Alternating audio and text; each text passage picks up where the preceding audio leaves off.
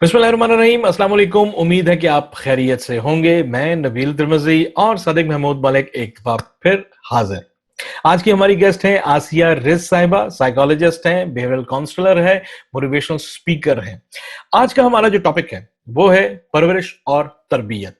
और जब हम बात करते हैं परवरिश और तरबियत की, तो हमारा जो कैनवस है वो 60 दिन के बच्चे से लेके 60 साल के फर्द तक है। नाजरीन, किसी भी इंसान की, किसी भी फर्द की रूहानियत, उसकी जहानत, उसके जज्बात और उसकी जिस्मानी जरूरियात पे परवरिश और तरबियत क्या असरअंदाज होती है, उसके इर्द गिर्द जो माहौल देने वाले, बनाने वाले जो लोग हैं, उनका क्या असर होता है, ये आज हम डिस्कस करेंगे। मालिक साहब, सबसे पहले आप ही से मैं स्टार्ट करता हूं। एक मिथ है कि जब बच्चा जब पैदा होता है तो उसके हाथ की कुछ लकीरें होती हैं। पामिस्ट्री के हवाले से ये बताइएगा कि क्या ऐसी उम्र में जब बच्चा बिल्कुल पैदा होता है तो उसके हाथ की लकीरें देख के ये बताया जा सकता है कि उसकी क्या पर्सनैलिटी होगी और वो आगे जाके किस तरह का होगा या उसको एनवायरनमेंट किस तरह का मिलेगा? जमाना कदीम के जमाना कदीम के दशनास जनाब हजरत कैरो ने जो हम्म। पामिस्ट्री तरतीब दी, फिर उसके बाद मुख्तलिफ मौके पर हम्म। किसी ने कहा कि 7 साल की उम्र में लकीरें पक्की होती पड़ी जाती हैं, तो उसने बहुत सारी चीज़ों से मंसूब कर लिया। हम्म। फिर उसके बाद कुछ लोगों ने कहा कि 12 साल की उम्र में लकीरें पक्की होती हैं तो पढ़ा जा सकता है। तो दरअसल हर चीज़ का एक अमल होता है उसके अरूज इर्तिका का। ओके। तो अब जिस दौर में मैं जिंदा हूँ, इसके नए लॉज बनाकर दिए, the new laws of palmistry by Sadiq Malik. Hmm. तो उसमें इस नतीजे पर पहुंचे कि पैदा होते ही बच्चे के हाथ पर जो निशानात हैं, उनको देखकर अंदाजा किया जा सकता है कि ये मुस्तकबिल में जाकर क्या बनेगा। वल्लाह बिस्वाब। बिल्कुल ठीक हो गया। अच्छा, आसिया साहिबा, एक्सपर्ट्स ये कहते हैं कि पेरेंटिंग के चार तरीके, चार तरह की पेरेंटिंग्स होती हैं। एक अथॉरिटेरियन पेरेंटिंग होती है जिसमें वालिदैन बड़ा एक स्ट्रिक्ट किस्म का डिसिप्लिन रखते हैं, जिसमें निगोशिएशन जीरो होती है, पनिशमेंट बहुत ज्यादा कॉमन होती है। आमराना जिसे तरबियत भी कहा जा सकता है। कम्युनिकेशन वन वे होगी, डिसिप्लिन बहुत ज्यादा होगा, रूल्स बताए जाएंगे लेकिन रूल्स के पीछे उसका जो कॉन्टेक्स्ट है वो नहीं समझाया जाएगा। दूसरी तरह की जो पेरेंटिंग होती है परमिसिव पेरेंटिंग, जिसमें वालिदैन इजाजत दे देते हैं कि भाई जो दिल करता है करो, जिसमें आपकी जो कम्युनिकेशन दोनों तरफ से होती है, ठीक है, एक्सपेक्टेशंस जरा कम होती हैं। तीसरे नंबर पे अनइन्वॉल्व पेरेंटिंग आ जाती है, जिसमें वालिदैन, उनको कोई खबर नहीं है कि बच्चे किस तरह से तरबियत पा रहे हैं, किस तरह से जो है परवरिश पा रहे हैं। एक्सपेक्टेशंस जीरो होती हैं और उसी तरह से परवरिश का मेयार भी बहुत कम होता है। और चौथी तरह की अथॉरिटेटिव पेरेंटिंग होती है, जिसमें एक स्ट्रिक्ट डिसिप्लिन तो होता है लेकिन रूल्स बताने के साथ साथ उसके पीछे कॉन्टेक्स्ट भी बताया जाता है। अगर उनके लिए अगर कोई गोल सेट किए जाते हैं तो उनको एक पैटर्न समझा दिया जाता है जिसके ऊपर वो मेंटर किया जाता है। ये तो होगी जो टेक्स्ट बुक की बात है। क्या यस। आजकल के जो जो पेरेंट्स हैं, क्या वो इतने अवेयर हैं कि किस किस्म का पेरेंटिंग स्टाइल अपनाना चाहिए? क्योंकि हम यहाँ पर ये बिल्कुल बात नहीं करेंगे कौन सा बेहतर है कौन सा बुरा है। सिर्फ ये चीज, इस चीज को हम जानना चाहेंगे, क्या वालिदैन को इस चीज का इदराक है कि उनके मौजूदा सर्कमस्टांसेस के हिसाब से, उनके मौजूदा एनवायरनमेंट के हिसाब से कौन सा पेरेंटिंग स्टाइल बेहतर होगा? अगर हम जनरली बात करें तो 95% लोगों को नहीं पता, अच्छा। बिल्कुल भी नहीं पता। ठीक है। और मतलब लिटरली बिल्कुल नहीं पता उनको। They just have babies, children, और उसके बाद वो कैसे बड़े हो रहे हैं। 2.5-3 साल का बच्चा तो हम स्कूल में डाल देते हैं ना, प्ले ग्रुप में, और उसमें तो वो आधा दिन तो चला बच्चा मेरी बला से। तो हम्म। अब पेरेंट्स जो है ना वो जिम्मेदारी कबूल नहीं करते हम्म। कि पेरेंटिंग एक रिस्पॉन्सिबिलिटी है।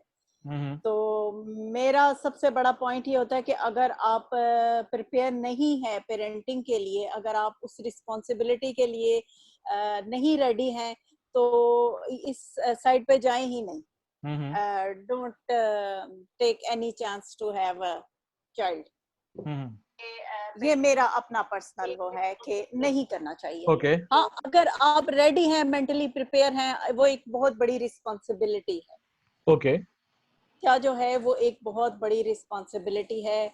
आप अगर दुनिया में कुछ बच्चे को दे सकते हैं तो वो आपकी तरबियत है. अगर आपने वही नहीं देनी, बच्चे के साथ टाइम ही नहीं स्पेंड करना, या आपने उसको गुड एंड बैड ही नहीं बताना, डू एंड डोंट्स ही नहीं बताना, और सारी जिम्मेदारी अब मोस्टली पाकिस्तान में, क्योंकि मेरा थोड़ा सा बच्चों के साथ रहता है ताल्लुक वास्ता थोड़ा बहुत, तो उसमें यह है कि जो मैं पेरेंट को ऑब्जर्व करती हूँ बच्चों के थ्रू, तो मैं उनको भी यही बताती हूँ कि आपके जो बच्चे हैं वो आपके घर के एम्बेसडर्स हैं. ओके. तो मतलब बच्चों को देख के ना पता चल जाता है इनके पेरेंट्स क्या हैं, उन्होंने क्या सिखाया आपको.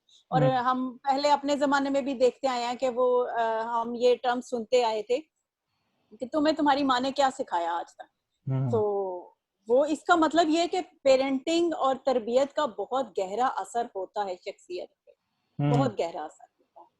तो अगर हम डे 1 से देखें तो बच्चा जो है वो किताबों से नहीं सीखता. वो 95% जो हम बुक्स में पढ़ते हैं, हमें सच बोलना चाहिए, हमें चाहिए कि हम बड़ों का अदब करें, हमें चाहिए कि हम ये करें, वो हम उस पे कभी भी अमल नहीं करते. ओके.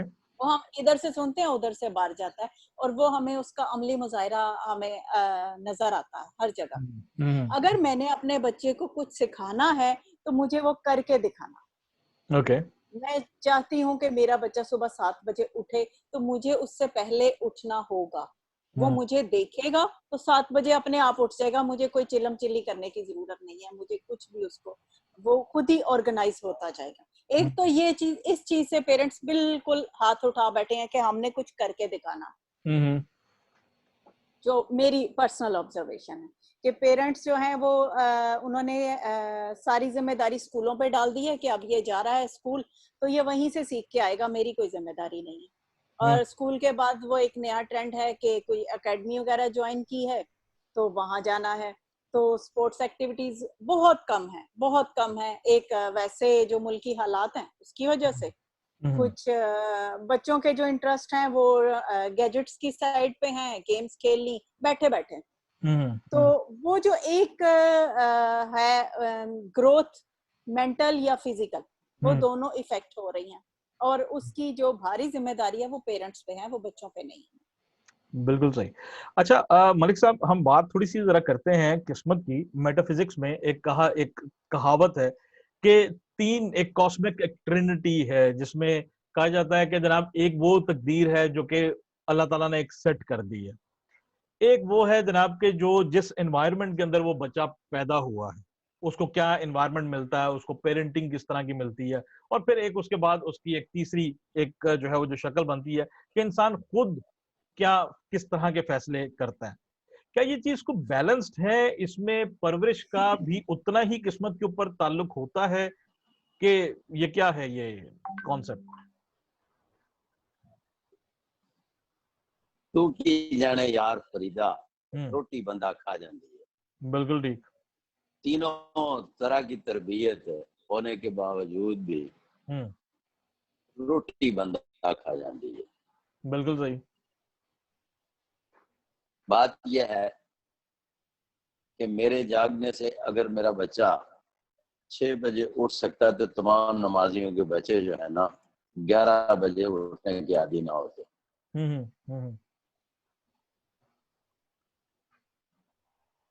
अगर बच्चा मेरे करने से काम पे चले जाता तो मेरे बच्चे कभी नालायक ना होते. बिल्कुल सही.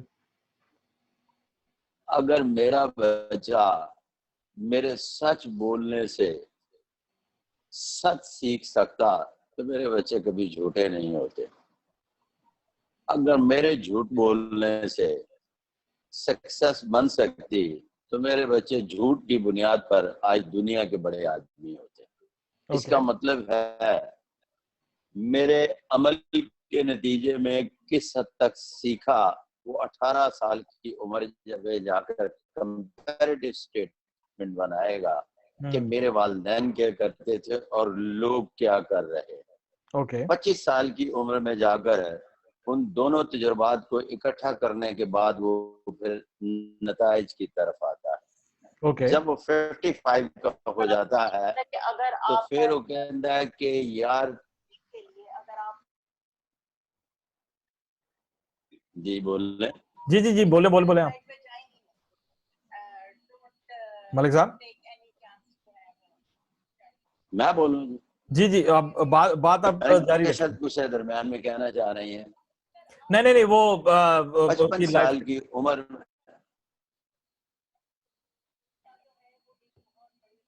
जी मलिक साहब बोलिए।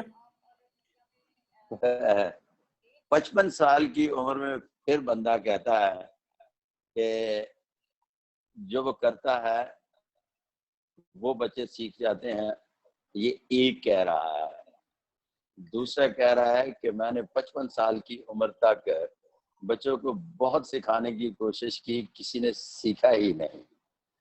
और तीसरा कहता है कि जिस तरह से मैं चाहता था उस तरह से मुझे सिखाया ही नहीं गया। और वो बहसियत टीचर अपने फिर मुशाहदात लोगों के सामने रखता है कि अगर इस तरह से कर लिया जाए तो बच्चों की बेहतर तरीके से परवरिश हो सकती है। तो इसका मतलब है कि दुनिया का जो पहला इंसान आया वो भी यही कुछ सीख कर आया। तो आज जो पैदा हो रहा है ना, इसने भी यही कुछ सीखना और 55 साल की उम्र में जाकर यही कुछ कहना है जो मैं गुजारिश पेश कर रहा हूँ। बिल्कुल ठीक हो गया। अच्छा आसिया साहिबा मुझे ये बताइएगा कि जब हम बात करते हैं पेरेंटिंग की तो अक्सर एक चीज जो है वो कही जाती है कि वेल बैलेंस्ड फैमिली। ये वेल बैलेंस्ड फैमिली क्या चीज होती है और इसका कितना इम्पैक्ट होता है बच्चे की परवरिश के हवाले से और तरबियत के हवाले से? देखिए अगर डायरेक्टली हम देखें तो फैमिली बच्चे के लिए सिर्फ उसके माँ बाप ही हैं। अच्छा अगर हम देखें तो एक माँ बाप ही उसके जिम्मेदार हैं उसको दुनिया में लाने के लिए। अच्छा अब फैमिली डिपेंड करती है कि हम किस एनवायरनमेंट में हैं, किस कंट्री में हैं, हमारा रिलीजन क्या है, हमारा सेटअप क्या है, लार्ज फैमिली में है या हम न्यूक्लियर फैमिली में है, किस फैमिली में। तो उस फैमिली का बहुत गहरा असर उस बच्चे पे होता है। ओके लेकिन फैमिली अगर हम कहें तो एक बच्चा एक माँ बाप ये फैमिली है, कंप्लीट फैमिली। अब जो उसके बाकी मेंबर्स हैं वो भी फैमिली हैं। वो डिपेंड करता है कि हम किस कल्चर में हैं, किस एनवायरनमेंट में है, किस कंट्री में है, हमारा सारा बैकग्राउंड है। इवन हमारी फिर जो मेड्स हैं, जो हमारे सर्वेंट्स हैं, वो भी फिर फैमिली में ही काउंट होते हैं। उनका Okay. भी असर होता है, उनकी लैंग्वेज, उनका सारा बिहेव, उसके भी इम्पैक्ट आते हैं। लेकिन अगर हम उसको छोटे पैमाने पे देखें तो वो 2 पेरेंट और 1 बच्चा इज अ कंप्लीट फैमिली। अब आपने बात की कि कितना असर आता है, तो अब ये कल्चर टू कल्चर भी वेरी करता है और ये सारा रिलीजन का बहुत असर होता है इस पे। अब हमारे यहाँ पे जो जॉइंट फैमिली सिस्टम जो था, अब ग्रेजुअली वो काफी हद तक कम होता चला जा रहा है। उसके बहुत गहरे असरात थे इस पे। जो है थे ग्रैंड पेरेंट्स थे, नाना नानी, दादा दादी, और एक बड़ी, मैं खुद एक बहुत बड़ी फैमिली से वो निकली हूँ अभी बाहर। तो उसका बहुत गहरा असर होता है, वो एक बॉन्डिंग होती है, ग्रैंड पेरेंट्स के असरात होते हैं बच्चे के। वो विरासत सिर्फ पैसा, दौलत, मकान के कागज, रजिस्ट्रियां वो ही नहीं है। विरासत उनको ये सारी जो फैमिली वैल्यूज हैं, जो फैमिली एक हैबिट्स हैं, हमारी खाना खाने की आदतें हैं, हमारी उठने बैठने की हैं, हमारी कुछ ऐसी वैल्यूज होती हैं जो कि सोशल नॉर्म्स एक अलग चीज है, सोशल वैल्यू एक अलग, एक हमारी अपनी फैमिली की वैल्यूज भी होती हैं, एक फैमिली ट्रेडिशंस भी होती हैं जो किसी ना किसी तरीके हम चाहते हैं कि हमारे बच्चे में जाएं, जो पॉजिटिव हैं। और कुछ ऐसी बुरी आदतें होती हैं जो हम चाहते हैं कि हमारे बच्चों में ये फैमिली की आदतें ना जाएं। तो वो अब पेरेंट्स पे डिपेंड करता है कि वो क्या चीज आगे ट्रांसफर करना चाहते हैं, कैसे करते हैं, कितने समझदार हैं। हम्म, अब अगर हम करंट सिनेरियो में देखें तो जो हमारी मौजूदा जनरेशन है, जो कि जिसको हम कहते हैं लिटरल हैं, पढ़े लिखे हैं, तालीम याफ्ता भी हैं, उन्होंने पास्ट भी देखा है और फ्यूचर पे भी उनकी नजर है। तो अब इस जनरेशन पे जो जिम्मेदारी है, अगर वो आज पूरी ना की गई तो जो आने वाला वक्त होगा, जो आने वाली जनरेशन होगी, उसकी फिर जो भी हम कॉन्सिक्वेंसेस फेस करेंगे, उसकी जिम्मेदारी टोटल 100% इस जनरेशन के पेरेंट्स पे है। किस हवाले से पूरी ना की गई? तरबियत के हवाले से। लेकिन अच्छा, मलिक साहब से ये सवाल ये करते हैं, उसके बाद फिर हम इसको एक और एंगल से। मलिक साहब, तरबियत बेसिकली क्या चीज है, इसको आप कैसे डिफाइन करेंगे? एक लाइन में, जी नहीं, हर आप पैदा ज्यादा होने वाला शख्स। जी जी हाँ, ठीक है, जो आपका हुक्म। जी जी जी मलिक साहब, जी मलिक साहब। हर पैदा होने वाला शख्स या तो कुछ मनवाना चाहता है या मानना चाहता है, और दोनों ही सूरतों में जब उसकी मान ली जाए या वो मनवा ले तो वो एक सक्सेस स्टोरी बनाता है। ओके, और उसके लिए उसको सिर्फ एक लाइन की तरबियत चाहिए कि अगर आपने अपने बच्चे को अपनी गलती पर सॉरी कहना सिखा दिया तो वो मुस्तकबिल का बड़ा आदमी। वो दोनों सूरतों में खा वो मनवाना चाहता है, खा वो मानकर आगे बढ़ने के ढंग जानता है। तरीका ओके, तीसरा कोई नहीं है दुनिया में। और दोनों पे ये मेन जो अप्लाई होता है वो ये होगा कि अगर उसको सॉरी करने का ढंग सिखा दिया, अपनी गलती पर शर्मिंदा होने के बाद सॉरी कहने का तरीकेकार सिखा दिया, तो वो मुस्तकबिल का बड़ा आदमी पैदा कर दिया आपने। 2 लाइन में तरबियत है, अच्छा, मेरा अपना इसमें नुक्ता नजर है। वल्लाह अलम बिस्वाब। इसमें मलिक साहब एक चीज जो है, थोड़ा सा जरा हम एक और एंगल से आप ही की बात को मैं डिस्कस करना चाहूंगा कि आपने बच्चे को सॉरी कहना सिखा दिया आपने, ठीक है। अब ये एक तरह की वन वे कम्युनिकेशन भी एक हो गई कि एक बाप ने आगे जो है वो बच्चे को ये चीज उसके जो है ना ब्रेन में इंस्टॉल कर दी। लेकिन बच्चा जो है वो, अगर हम देखते हैं आजकल का ये जो दौर है जिसमें अब ये जो है हम जॉइंट फैमिली सिस्टम की बजाय, गलती करने के बाद हाँ गलती गलती कर, ऑफ गलती कोर्स गलती गलती करने के पूरा बाद, फिक्रा सुने, जी जी, पूरा गलती करने फिक्रा के सुने, बाद, गलती करने का। जी जी हर बिल्कुल, वक्त सॉरी कहने वाला तो खुशामदी होगा ना गलती के। एग्जैक्टली जी एग्जैक्टली, जी जी वही। जी। अच्छा, अब इसमें जो है वो जब बच्चा अपने बाप को जो है वो देखता है जो कि इंडिपेंडेंट है, किसी जॉइंट फैमिली सिस्टम का भी हिस्सा नहीं है, जिसमें ना दादा है ना दादी है, और हर बंदा जो है माँ भी एक जो है वो एक अपनी इंडिविजुअल एक हैसियत वो रखती है, तो इसमें सॉरी का जो कॉन्सेप्ट है वो तो सिर्फ बच्चे के ऊपर ही सिर्फ अप्लाई नहीं हो जाता कि बाप का ताल्लुक अपने बाप से क्या है, उसके ऊपर तो उसके पास कोई वो है ही नहीं एंगल। दुनिया की किसी भी मकाम पर चले जाए, दुनिया के किसी भी मुआशरे में चले जाए, जी उसे इस बात का जब अदराक है कि मैंने यहाँ गलती की है, तो फिर उसके बाद उसने सॉरी करके आगे निकल जाना है। बिल्कुल सही, जब उसे अपनी गलती का अदराक नहीं होगा, वो सॉरी नहीं करेगा, तो फिर यहाँ से अगला मैं सिलसिला शुरू करूंगा जो पूरे 2 लफ्जों का नहीं, इसमें जरा तफसील से बात करना पड़ेगी। जी जी जो बच्चे सॉरी करना नहीं जानते वो बुनियादी तौर पर नाफरमान होते हैं। नाफरमान बच्चे जब बदतमीजी पर उतर आए तो वो कौम नूह के वो बच्चे बन जाते हैं जिनको हजरत नूह भी अपनी बेड़ी में बिठाना पसंद नहीं करते, छोड़कर चले जाते हैं। बिल्कुल मैं सही, फिर बताता हूँ अगर ये बात समझ में आई तो, वो बच्चे जो अपनी गलती पर शर्मिंदा नहीं होते, नदामत नहीं फील करते और सॉरी नहीं कहते, वो आगे चलकर उनकी दूसरी सीढ़ी होती है कि वो बदतमीज हो जाते हैं। किसी न किसी एक शक्ल में जब वो बदतमीज हो जाते हैं तो वो फिर नाकाबिले कबूल होते हैं अपने वालिदैन के लिए, घर बार के लिए, मुआशरे के लिए। उनकी 2-3 किस्म की जो स्टोरीज है बनती हैं, सिर्फ और सिर्फ कि वो जब हजरत नूह सारी दुनिया को बचा रहे होते हैं तो उस अपने बच्चे को भी छोड़ देते हैं। बिल्कुल सही, बजाय इसके कि आप किसी लंबे चौड़े चक्कर में पड़े तो सिर्फ उसे एक गुर सिखा दें, वो जीना खुद सीख जाएगा। अब आगे चलकर आते हैं 2 मराहल। पहले वो अपनी माँ के करीब रहता है तो बाप के बिहेवियर से सीखता है। कहीं भी गैर महफूज हो जाए तो फिर भी बदतमीज हो जाता है, इसलिए कि वो फिर वो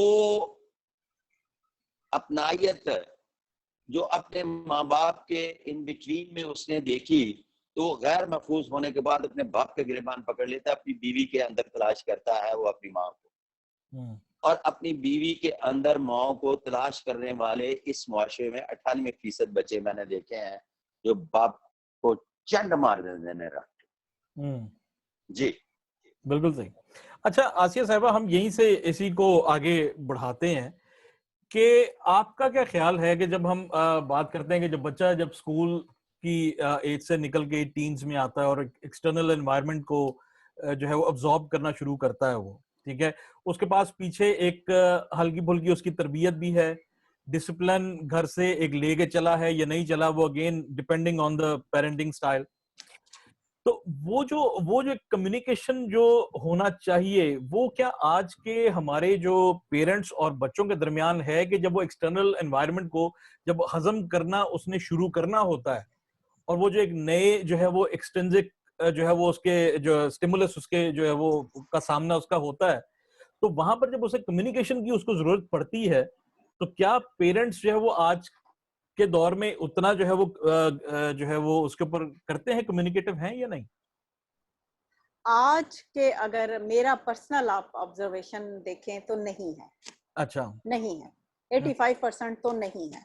हम्म ये मेरी अपनी ऑब्जर्वेशन है कि वो कम्युनिकेशन गैप है, और दैट्स व्हाई मैं यही कह रही हूँ कि हमारी जनरेशन जितनी अच्छे से इस चीज को समझ सकती थी, उस जनरेशन ने इतने अच्छे से ये जिम्मेदारी नहीं निभाई।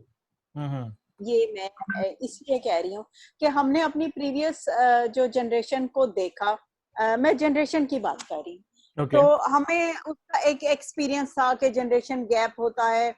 हम तरक्की की उस फेज में हमने देखा जहाँ पे हमने वीसीआर से हमने सीडी के उस दौर को, वो एक लंबा पीरियड था। हमने जो तरक्की देखी वो 10-10 साल के उस के बाद देखी। इतना स्पैम था हमारा ना, बिल्कुल सही कि वो उस पीरियड को हमने पहले ऑब्जर्व किया, फिर हम नेक्स्ट फेज में गए। फिर अब जो ये वाली जनरेशन है, यहाँ पे तरक्की की जो स्पीड है वो बहुत तेज है। ओके। अब इनके पास इतना टाइम नहीं है कि ये वक्त से सीखें और अपने एक्सपीरियंस से सीखें। इनके पास इतना टाइम नहीं, ये बड़ी तेजी से हालात बदल रहे हैं, बहुत तेजी से। अब यहाँ पे जो कम्युनिकेशन ये जनरेशन कर सकती थी, वो उस तरह से डेवलप नहीं हुई। तो अब जो हमारी जो अभी जनरेशन है नई वाली, ये एक कंफ्यूज, घबराई हुई, और मोस्टली इनके स्टेटस पढ़ें तो वो बहुत ज्यादा डिप्रेस्ड हैं। अब वो क्या है कि पेरेंट्स के साथ वो अटैचमेंट नहीं है। इसको हम कहते हैं, एक सिक्योर अटैचमेंट होती है, एक इनसिक्योर अटैचमेंट होती है, इस तरह से। तो वो अटैचमेंट जो बननी चाहिए थी, एक सर्टेन इसका एक पीरियड होता है स्पेसिफिक जिसमें ये सेंसिटिव पीरियड में ये डेवलप होती है, वो नहीं बन पाती। पेरेंट्स की एक अपनी एक्टिविटीज हैं, अपनी जिम्मेदारियां पूरी करने में वो लगे हुए। हम समझ रहे हैं कि हमारी जो इन्वेस्टमेंट है वो पैसे की शक्ल में है, वो लग्जरीज की शक्ल में है, वो कंफर्ट की शक्ल में है। मैं अपने बच्चे को जो दे सकती हूँ वो कंफर्ट है, लग्जरी गाड़ियां हैं, एसी लगे हुए हैं, ये मैं अपने बेस्ट मेरे पास है जो मैं अपने बच्चे को दे सकती हूँ। लेकिन और क्या है इसके अलावा मेरे पास उसको देने के लिए, उस पे हम देखते ही नहीं है, सोचते ही नहीं है कि अगर ये भी लॉकडाउन में देखें कि ये एक्सपीरियंस किया है कि लग्जरी की वैल्यू क्या है, जीरो भी नहीं रही। हाँ, आज मैं मॉल्स गया, मुख्तलिफ मॉल्स का मैंने चक्कर लगाया, तो वहां पर जितनी भी जो हाई लग्जरियस किस्म के जो ब्रांड्स थे, सारे खाली थे, सिर्फ ग्रोसरी स्टोर ही भरे हुए थे। ठीक है, बिल्कुल ऐसा। अच्छा तो जो वैल्यूएबल चीज है, सॉरी जी बोलिए। Yes continue. हाँ, वैल्यूएबल जो चीज है वो ये है कि बॉन्डिंग, और जो है एक जनरेशन गैप को जो हम खत्म कर सकते थे जिस खूबसूरती से, उस खूबसूरती से किया नहीं है, और वो जो एक चीज डेवलप होनी चाहिए थी वो नहीं है। अच्छा, हाँ, जिस तरह आपने बात की कि सोशल मीडिया के ऊपर जो है वो टीन्स के और जो यंगस्टर्स हैं उनके जो स्टेटस देख के अजीब सा होता है कि जिस उम्र के अंदर मोहम्मद बिन कासिम ने हाँ सिंध फतह किया था, उस उम्र के आज के बच्चे जो एग्जैक्टली है वो आज के जो है ना वो शेर दुखी पढ़ रहे होते हैं वो फीलिंग भी। ब्रोकन हाँ हाँ, feeling feeling feeling broken broken. और हाँ, और शेर भी हाँ वो होते हैं जो कि कुल्फियों वाले ने अपने ऊपर जो है वो हाँ जो है ना वो रेडी पे लगाए बिल्कुल होते हैं। ऐसा ही हाँ अच्छा मलिक साहब, मैं जो है ये आपसे जानना चाह रहा हूँ कि एक होता था जो बाबे का इल्म होता था, ठीक है, जो कि जो है दादा की तरफ से आता था, या कोई एक एक घर से एक मेंटोर जो है वो मिला करता था बच्चों को। अब इतनी नफसा नफसी का जो दौर है, इसमें इतना हर चीज जो है वो इवन के बिट साइज लर्निंग के ऊपर आ गए हैं कि जो आपको 3 सेकंड के अंदर आपको कोई चीज समझ आ जाए या 10 सेकंड में आपको एक ग्लांस पे चीज समझ आ जाए, वो वही है, बाकी सारा कुछ खाली है। तो जो बाबे का जो इल्म है, जो कि उसको सारी जिंदगी उसके काम आना है, उसके अंदर बाबे का क्या रोल हो सकता है? और ये बाबा कोई भी हो सकता है, चाहे बाप हो चाहे वो अच्छा जी। दादा हो। जी। अच्छा जी, जब आप बाबे की बात करते हैं तो लफ्ज तेजी के सफर को मिना कर दें। बिल्कुल ठीक है। तेजी का सफर जारी था, जारी है, जारी रहेगा। तेजी को मोर्द इल्जाम न ठहराएं। ओके। उसकी वजह यह है कि जब तेजी का सफर नहीं था, इंसान तब भी 150 साल जिंदा रहता था, और ठीक जब है। तेजी का सफर आ गया, इसने इस तेजी के दौर में भी 150 साल जिंदा रहना। बिल्कुल ठीक है। इसका मतलब है हजरत इंसान की उम्र जो है वो तेजी के सफर में भी ये नहीं होती कि घट के 100 की बजाय तेजी की वजह से 30 रह जाए, तो यह 30 की वजह जिसने तेजी का सफर तय नहीं किया और 30 की बजाय 100 साल जी जाए। ये बिल्कुल तेजी ठीक है। तो दरमियान में निकालने, ये तेजी का सफर माजी बईद में, दौरे हाजिर में भी है और मुस्तकबिल में भी रहेगा। बिल्कुल ठीक है। अब आते हैं उन बच्चों की तरफ। बच्चे बुनियादी तौर पर जब राह इफ्तार इख्तियार करते हैं और वालिदैन नाकाम हो जाते हैं, हम्म।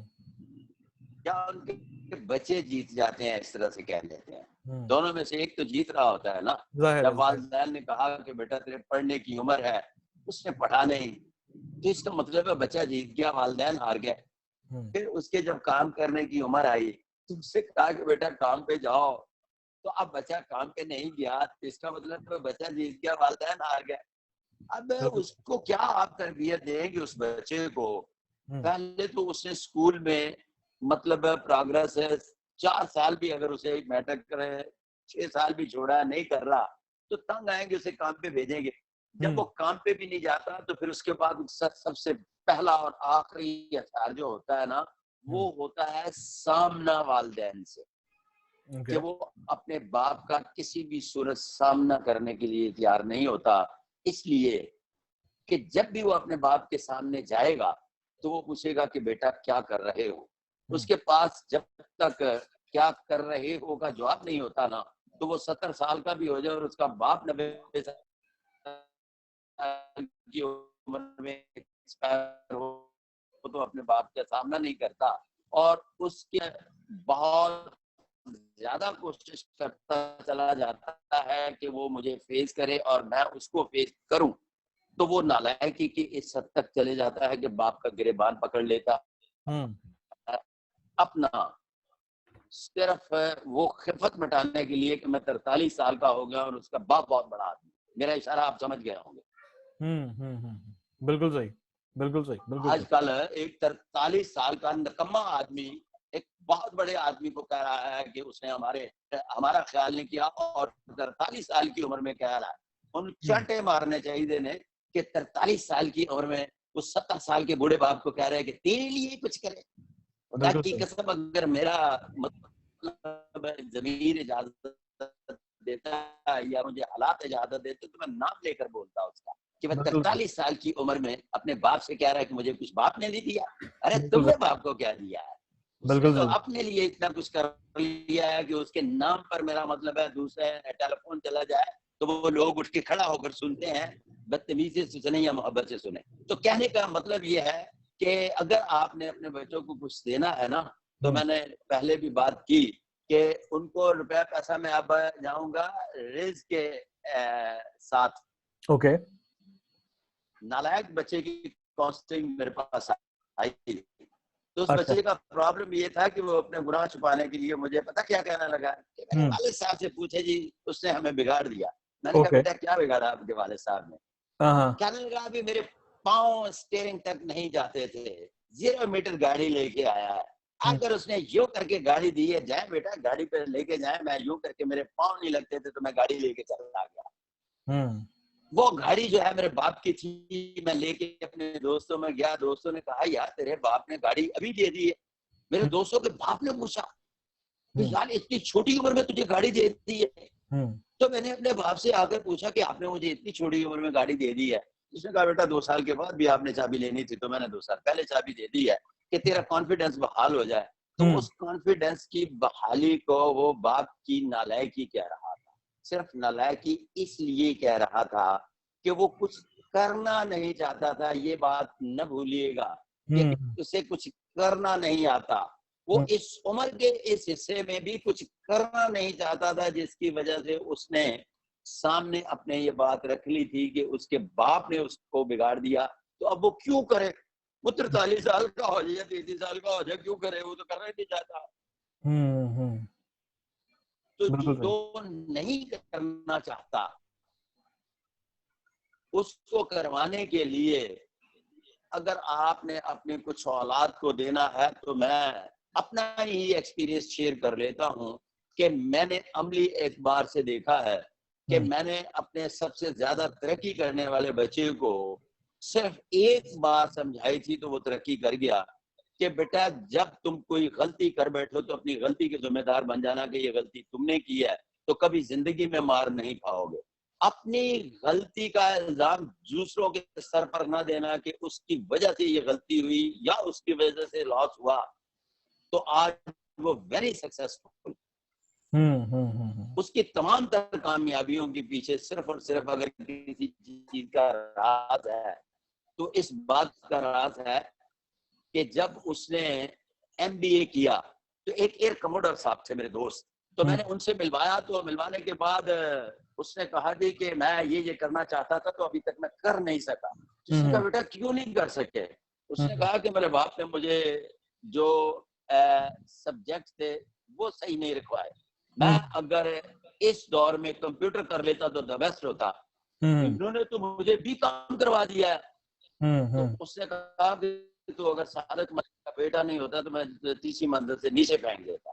इसलिए कि एक अनपढ़ आदमी जो गांव से आया और फिर लाहौर शहर में उसकी खाली जेब और सड़कें, तो उसके बाद तुझे उसने भी काम करवाया और उसे तो रखता है कि वो सब्जेक्ट भी तुझे सेलेक्ट करवा के देता।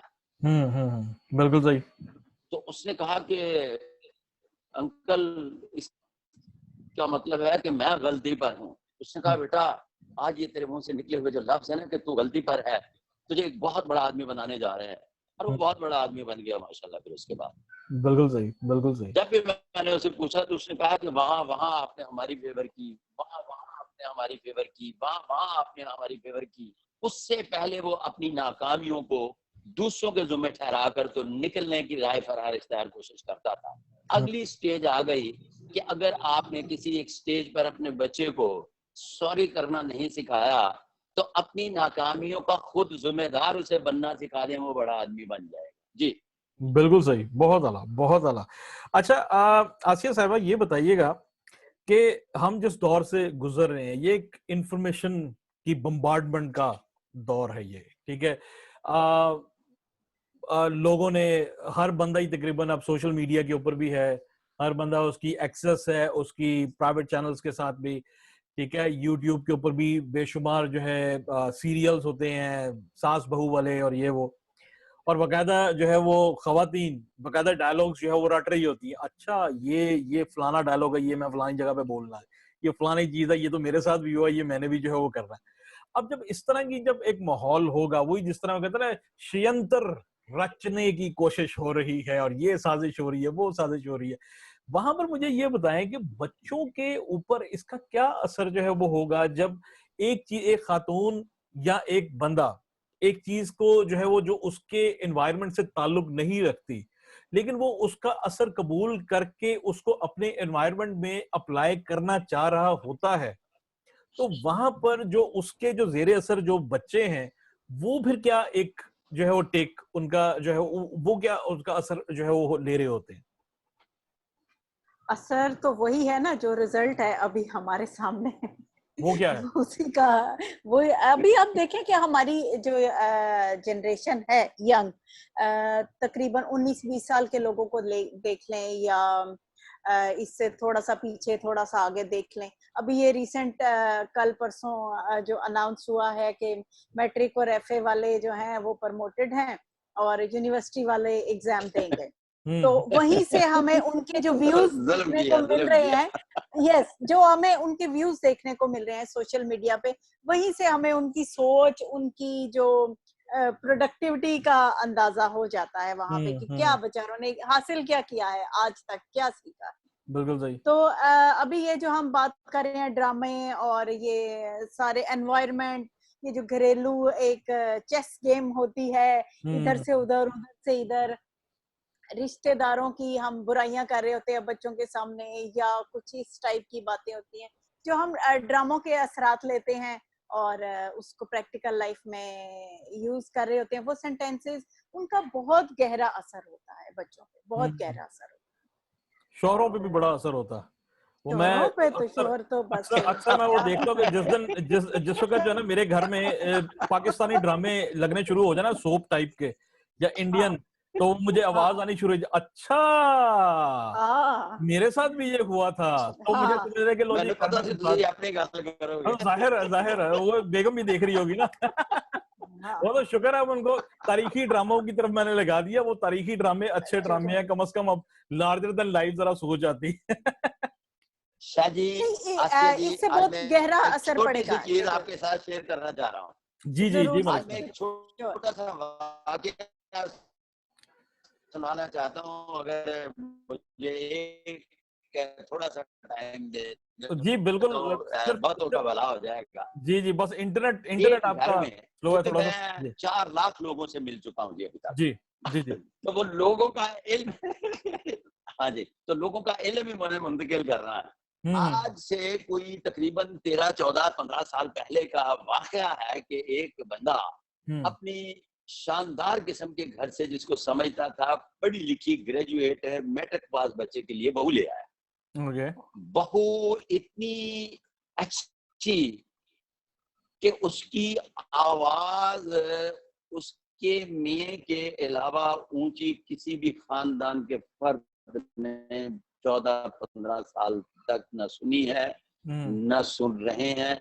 और मैंने मिलने के बाद फैसला किया है कि वो कभी जिंदगी में कोई सुनेगा भी नहीं उसकी ऊंची आवाज। ओके इतनी नेक बख्त। उसके ससुर ने उसको महल टाइप घर बनवा के दिया अपने बच्चे को, नालायक बच्चे, नालायक बच्चे को। अच्छा महल टाइप घर, नालायक बच्चे, मैट्रिक पास को। अब वो कॉम्बिनेशन देखते था कि बहू जो है वो ग्रेजुएट है और बच्चा नालायक ही होगा ना जो मैट्रिक पास होगा, जाहिर है इसका जाहिर मतलब है, है उसमें तो दोबारा सोचने की जरूरत ही नहीं है। बिल्कुल सही। अब जब बहू आई तो उनके घर में आहिस्ता आहिस्ता चीजें जो है ना खराब होना शुरू हो गई।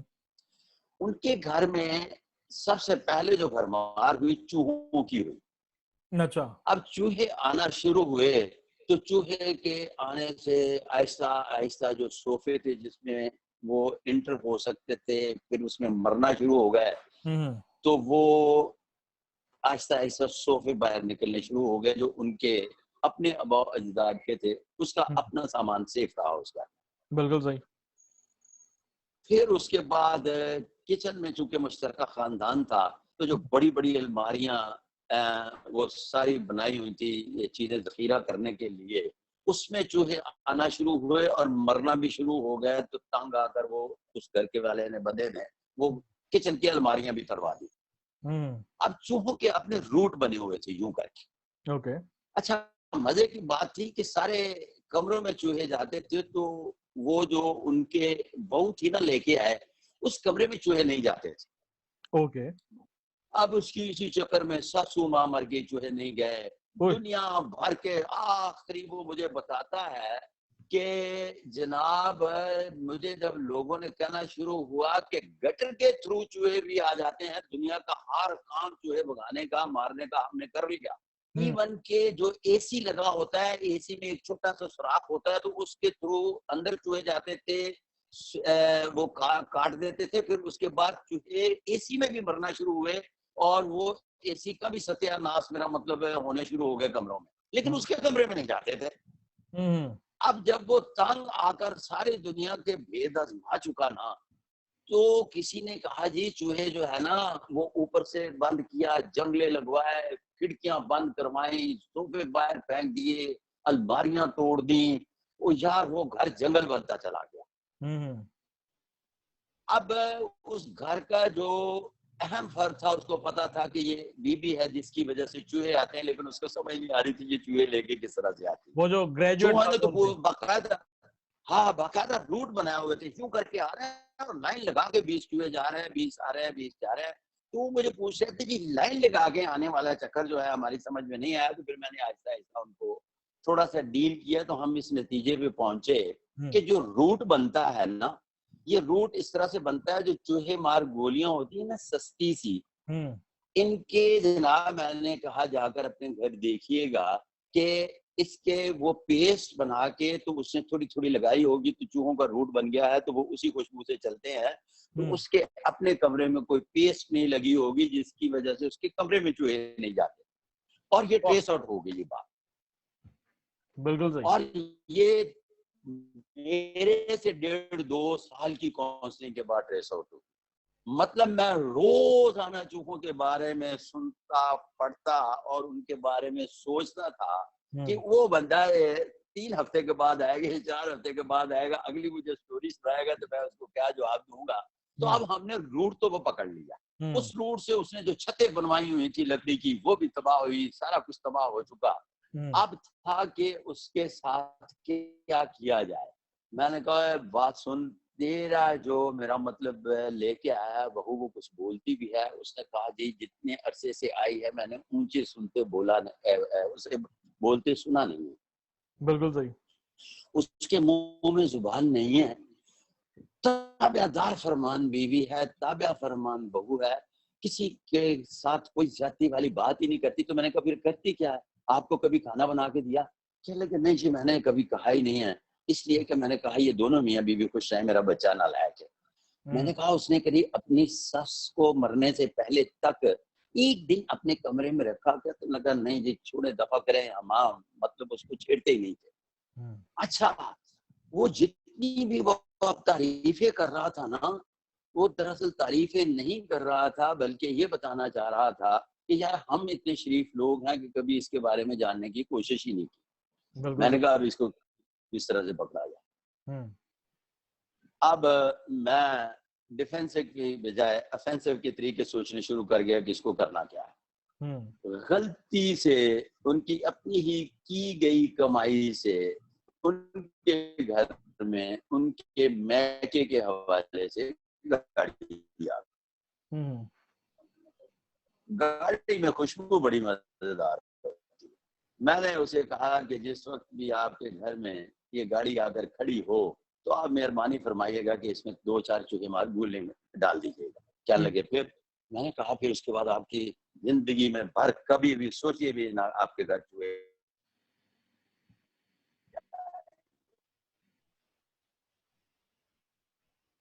क्या लगा मालिक साहब ये क्या खुलिया? मैंने कहा मेरा क्या, उन्होंने ये काम कर दिया। ओके, आवाज आ रही है जी जी। अच्छा, उन्होंने ये काम कर दिया जी। अब उनकी गाड़ी में गिनती के 7 चूहे गए, अप्लाइड फॉर गाड़ी। अब अच्छा। गाड़ी की वो जनाब टुक टुक टुक टुक टुक, और उनको ये भी पता मियाँ बीवी को कि गाड़ी में 7 चूहे गए। अब अच्छा। उन्होंने 7 चूहे जो है वो किस तरह से, एक वो आती है पता नहीं क्या जिसमें उसके पैर लग जाए तो फंस जाता है चूहा, एक खिड़की होती है, एक जंगला होता है, उसने तमाम चीजें गाड़ी में लगा के तो गिन के 7 चूहे निकाले। मैं अपने रब को हाजिर नाज़िर जानकर कहता हूँ, ये जितने भी मेरे नाज़रीन सुन रहे हैं, अगर मैं झूठा हूँ तो दुनिया का बड़ा लानती आदमी हूँ। उसके बाद उनके घर में चूहे नहीं आया। वाह, सही षड्यंत्र रचा, सही स्टार प्लस वाला। अच्छा, मैं आपको बताता हूँ कि भाई देख ले, आप कहते हैं चालाकियां, मुझे बताएं कि किस चालाकी की बात करेंगे आप। बिल्कुल सही, बिल्कुल सही, बिल्कुल सही। अच्छा, आसिया साहिबा, प्रोग्राम 100% सच्चा और सुचावा क्या बताया मैंने आपको। बिल्कुल ठीक, बिल्कुल ठीक। अच्छा आसिया साहब, प्रोग्राम के वाइंड अप के ऊपर मैं एक चीज पूछना चाह रहा हूँ आपको, आपसे साइकोलॉजी के हवाले से, कि वो कौन सा ऐसा मोमेंट होता है जहां पर बच्चों की जो परवरिश के हवाले से जो कमी कोताहियां होती हैं वो इरिवर्सिबल हो जाती हैं, उसका दोबारा जो है वो उसको सही किया ही नहीं जा सकता। ये कोई स्पेसिफिक कोई एज होती है जिसके ऊपर जो है वो आप जहां तक आप उसको सही कर सकते हैं अपनी गलतियों को, और उसके बाद जो है वो फिर आप उसको सही नहीं कर सकते, कुछ किस तरह का? हाँ, अटैचमेंट वगैरह की तो साइकोलॉजिकली हर स्टेप की एक एज होती है, एक प्रोसीजर है, लेकिन ओके। जब आप इसको रिपेयर करना चाहें, रिवर्स करना चाहें, तो एट एनी मोमेंट जब आप डिसाइड करते हैं कि मुझे इस चीज को रिवर्स करना है, आप जिंदगी के किसी मौके पे भी आप उन सारी चीजों को, उन सारी बातों को रिपेयर कर सकते हैं। चाहे उनका वो 60 साल तरीका का बच्चा फर्क क्यों ना हो। होगा। 60 साल का बच्चा है, पेरेंट्स से कोई गलतियां हुई हैं, वो बात करें at any moment, without wasting any moment, आप अपने बच्चों से बात करें। इस चीज का वेट ना करें कि 25 अच्छा साल ये की तो, उम्र में, 25 साल के, 25 सर साल की जी उम्र में कोई भी आसिया, एज हो, बस आप 25 साल की, सुन लें, सुन लें, यस सुन लें, यस आई एम 25 साल लिसनिंग। की उम्र में फैसला करने वालिदैन है कि ये बच्चा हमारे काम का है, हमारे साथ चल सकता है या नहीं चल सकता, तो ये पहले वो बनाए एसओपी। अगर वो चलने के काबिल नहीं है ना, तो इससे दूर रहकर किस तरह से हम चल सकते हैं वो एसओपी बना ले। वो अगर चल नहीं सकता तो उसके 70 साल तक भी वो एसओपी बनाते रहेंगे कि हम या ये हमारे साथ किस तरह से चल सकता है, तो अपनी जिंदगी जानू बना देंगे और उनकी भी जिंदगी जानू बना देंगे। जी सर उस वक्त हम एसओपीज नहीं डिस्कस करते, उस वक्त हम एसओपीज नहीं जी डिस्कस करते, उस वक्त हम रिलेशन बचाते हैं। आफ्टर ऑल जिम्मेदारी पेरेंट्स की ही होती है। आफ्टर ऑल हम बच्चों को नहीं ब्लेम नहीं नहीं नहीं नहीं कर नहीं नहीं, सकते। किसने कहा ये? किस नफ्सियात में लिखा है? 18 साल के बाद मजहब ने भी उसको इंडिपेंडेंट कर दिया, मुआशरत ने भी, कानून ने भी, वो अपने अमाल का खुद जिम्मेदार हो गया। मैंने तो ऐसी कोई नफ्सियात नहीं पढ़ी जिसको नफ्सियात को आपने डिलीवर कर दिया। आसिया जी क्या कर रही हैं? वो हाथ जुड़वाए सर मैं मेरे से, बात 18 साल बॉन्डिंग से की थोड़ी कर सी रही ऊपर हूँ आ और जाए। रिलेशन की। चले सर जाए आपने तो जज्बात ही निकाल दिए बीच में से क्वेश्चन के, इसको। थोड़ा इमोशन डाला करें ना हाँ, बीच में।